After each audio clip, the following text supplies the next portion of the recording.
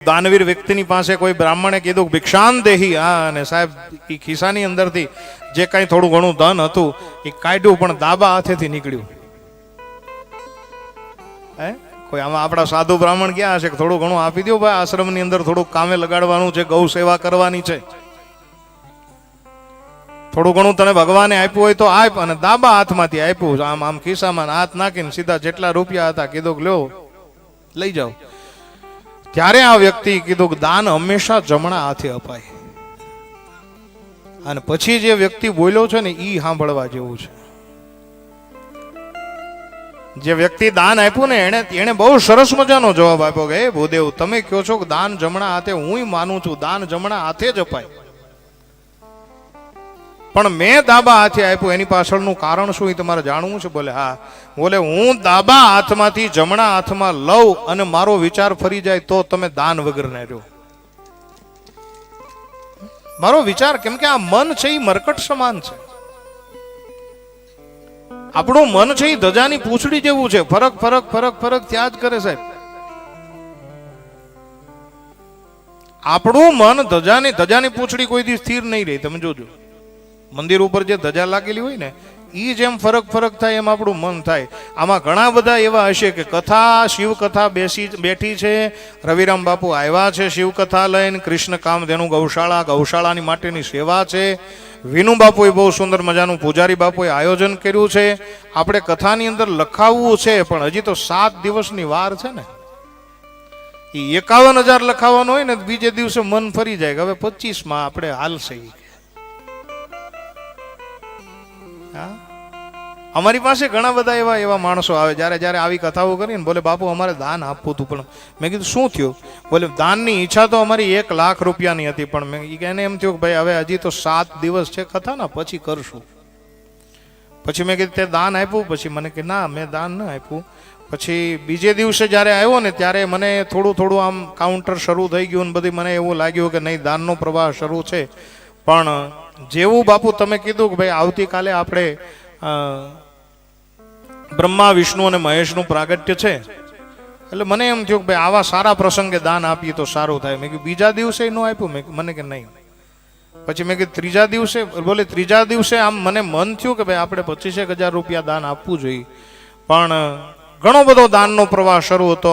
અને વળી પાછી તમે જાહેરાત કરી કે આવતીકાલે શિવ ને પાર્વતીના વિવાહ છે, મારું મન ફરી ગયું. પછી એમ થયું કે ભાઈ આ બ્રહ્મા વિષ્ણુ નો મહેશનો જન્મ તો થઈ ગયો, આપણે શિવ વિવાહમાં આપશું. તે મને અધીરાઈ થઈ. મેં કીધું ત્યાં આપ્યું કે નહીં? એમ મેં કીધું ત્યાં આપ્યું. પછી શિવ વિવાહમાં? મને કે ના, શિવ વિવાહમાં તો એટલા બધા માણસોની ભીડ હતી, એ ચાંદલો લઈને બધા આવ્યા ને હાથ ગણના લઈને આવ્યા ને પછી સમય જ ન રહ્યો. પછી મને એમ થયું કે આવતીકાલે આપશું. મેં વળી પાછું એને પૂછ્યું, મેં ત્યાં આપ્યું કે નહીં? એમ હા કે પછી મારું મન એમ થયું કે ભાઈ આપણે 11 જ, હવે 1 લાખથી 11,000 આવી ગયો. પછી તો કે બાપુ કથા ચાલીને એ કથામાં એવો રસ પડ્યો ને એટલી બધી મજા આવી. અને મજામાં એમ થયું કે કથાના વિરામ વખતે હું થોડું ઘણું લખાવી નાખીશ.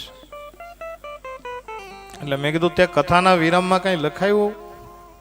મને કે હા બાપુ મારું મન હતું 2500 રૂપિયા લખાવાનું, પણ કીધું ને એટલે મેં તરત કીધું લખાવ્યા કે નહીં? ત્યારે આ માણસ શું જવાબ આપ્યો ખબર? પછી કે મને એમ થયું કે ભાઈ આખું કેમ લખાવે, તો હવે આપણે શું લખાવવું? જવા દો ને. એટલું બધું બાપુને થઈ ગયું. પછી હવે કદાચ મારા 2500 રૂપિયા દેખાય ન દેખ લે. આ ઘણા આવા હોય સાહેબ. દાન આપવાનું તમને મન થાય તત્ક્ષણ આપો.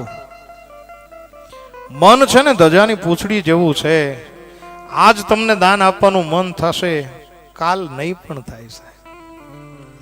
આજ તમારી પરિસ્થિતિ દાન આપવાની છે, કાલ તમારી પરિસ્થિતિ ન પણ હોય. ઘણા તો એમ કે અમારા છોકરા દાન આપશે. લે ઘણા એમ કે અમે મરી જશું અને અમારું મૃત્યુ થયા પછી અમારા છોકરા અમારી પાછળ બધું. હવે પાછળ તો થાય, એ છોકરા હારા હોય તો થાય, નહીતર કંઈક બીજું થાય. એટલા માટે તમને કહું કે દાન આપવાનો જ્યારે સમય આવે ત્યારે એક વસ્તુ યાદ રાખો, હાથે તે સાથે. તમારા હાથથી તમે જેટલું કર્યું એટલું જ તમારા હાથની અંદર છે, બાકી કાંઈ વસ્તુ તમારા હાથની અંદર નથી. પુણ્યને ગાવાની મનાઈ છે, ગુપ્ત દાનનો મહિમા છે. છતાંય નથી ઘણા ઘણા લખતા, દાન થોડુંક આપે ને કેટલું લખાવે ખબર. આવી ગરમી હોય ને ઘણા ઘણા અમારી પાસે આવે, બાપુ એક પંખો આપવો છે. એટલે આપણે કઈ ફલાણી જગ્યાએ જાઓ, ફલાણી જગ્યાએ જાય અને તમે દાન આપી દો, ત્યાં પંખાની જરૂર છે. અને પંખો એક આપે અને એક પંખામાં 3 પેઢીના 3 પાખડા હોય, એટલે 3 પેઢીના નામ લખાવે. આ પાકડા ઉપર આ નામ લખો, મારું નામ. બીજા પાકડા ઉપર મારા પપ્પાનું નામ લખો. ત્રીજા પાકડા ઉપર મારા દાદાનું નામ લખો. પછી આ દાન એવું દાન છે સાહેબ, આને દાન નો કહેવાય, આને ચાળા પડ્યા કહેવાય. હે, એક 500 રૂપિયાના પંખાની અંદર 3 પેઢીઓના દાન જો આપણે લખાવતા હોઈએ તો મારી દ્રષ્ટિએ આ દાન દાન નથી. પછી પંખો ફરે ને એટલે 3 પેઢી આમ ઘુમરા મારતી હોય.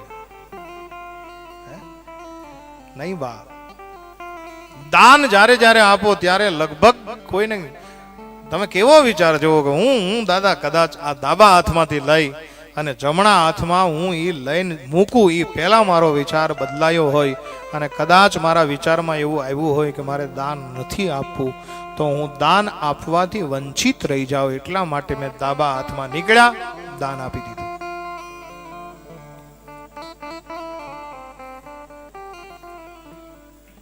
દાન આપ્યા પછી ગાયા ન કરો. આ પાપને ગાઓ. તમે પાપ જેટલા કર્યા છે એને ગાયા કરો. પાપને ગાશો ને તો પાપમાંથી મેરે ભાઈ બહેન મુક્તિ મળશે.